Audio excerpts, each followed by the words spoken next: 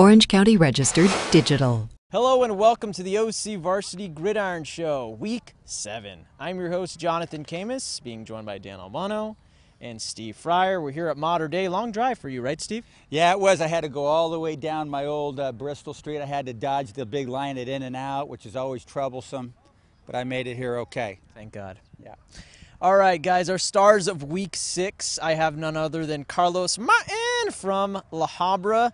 Big game against Buena Park, 155 yards, rushing 4 touchdowns. The Highlanders, he put the Highlanders on his back, and he really performed. Steve, who you got? Keaton Cablé over at Newport Harbor, a receiver. We don't pick receivers too much for this award. It's a lot of times it's running backs and quarterbacks, but 14 catches for 180-some-odd yards, a couple touchdowns, and also had the big interception in the end zone to ice the big win over Huntington Beach, rematch of last year's Southwest Division Championship game, and Newport Harbor's won 2 in a row and looking pretty good. Dan, your star of Week 6. Defensive Player of the Week this week was Jesse Johnson, linebacker, senior outside linebacker. Troy had 20 total tackles in a 28-21 overtime victory against Fullerton, league opener in the very tough Freeway League. Yes. So, and he also had a big force quarterback hurry in the fourth quarter that helped force overtime. All right, guys. So the first week of league play is in the books. Simple question: what did we learn? Well, I learned that Jay Sear is really good. 2 things that I always look for when I watch a football team play is I want to see how quick they are in defense, and how physical they are in the fourth quarter. Jay Sear passed both of those tests. When I voted in the top 10 this week, I had Jay Sear number 2 behind Modern Day because I've seen Servite play with number 2 team against Edison, and I've seen Jay Sear comparing the two. Man, Jay Sear has really climbed the ladder pretty fast. Very impressed by that. Also looking at some other leagues, gosh darn, I learned that Anaheim is pretty good. They beat Santa Ana Valley, and they look pretty solid. Cypress is rocking in the Empire League. They look good. I think Foothill's coming up some, and they're going to be a factor in that Crestview League when it gets started. And so there's a lot going on. It's been a fun educational week of football. You learned a lot in Week 6, didn't you? Yeah, I did. I studied. That's right. Dan, what did you learn?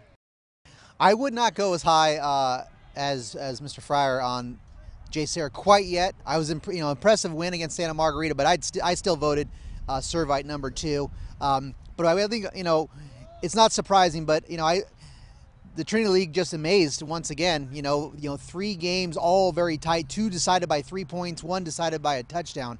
So I mean, it's going to be just amazing, guys, every single week. In the Freeway League, it was a big victory for Troy. And then we got Sonora 6-0.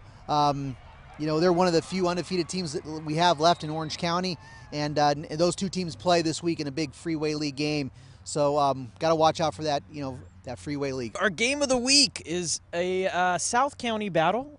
Tesoro taking on Mission Viejo. The Titans haven't beat the Diablos since 2008, but a lot of people think this is their year. We have them ranked higher than Mission Viejo in our top 10. Steve, is this the Titans' year? Yeah, I think so. They're awful good. Dan, you've seen them play as well, and Monster is just having an outstanding year. And they have just great players all over the place, too, on defense and offense. Coach Matt Poston does a really nice job over there. If you look at how it's gone the last few years in the Tesoro Mission Viejo series, Mission's been owning them, like you said.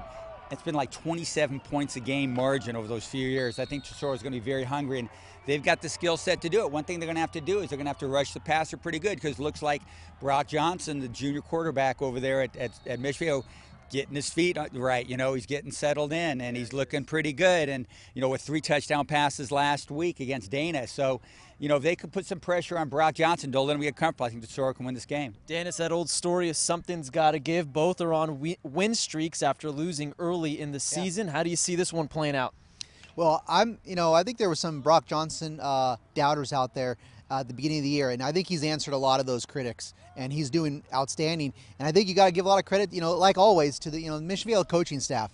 And I think they're going to have a key role in this game as far as what you're talking about, Steve, about maybe Tesoro trying to pressure the junior quarterback. It's going to be a chess match for Mission Viejo and Brock's dad, offensive coordinator Brett Johnson. They got to counter that that pass rush and the blitz. And when the Titans are blitzing, Mission Viejo's running the ball.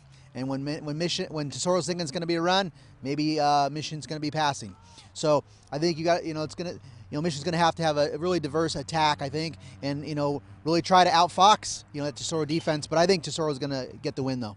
And our other game of the week is over here, modern day. The Monarchs taking on Servite in the biggest battle in Orange County we have every single year. And we'll preview that on the OCVarsity Gridiron Extra Show. Until then, I'm your host, Jonathan Khamis, and check out OCVarsity.com where we've got you covered. Orange County Register. We are here in the service of Orange County.